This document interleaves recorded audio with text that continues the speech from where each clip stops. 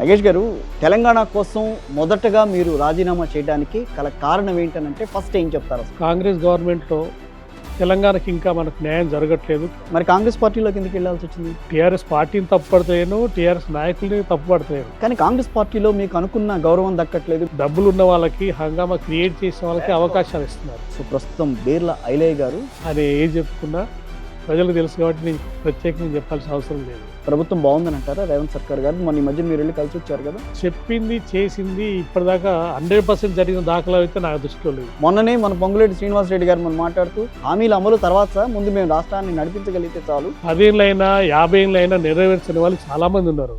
గతంలో గోదావరి నీళ్లు అన్ని ప్రాంతాలకి అంది సస్యశ్యామలంగా ఉండే పరిస్థితి ఉండేది కేసీఆర్ గారి హయాంలో.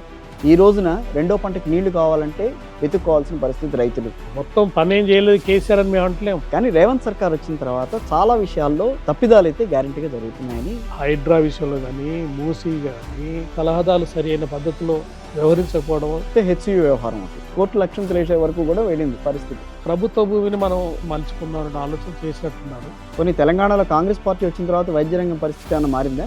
ఒకే హాస్పిటల్ 100లో బ్రాంచెస్ ఎట్లా పెట్టగలుగుతుంది?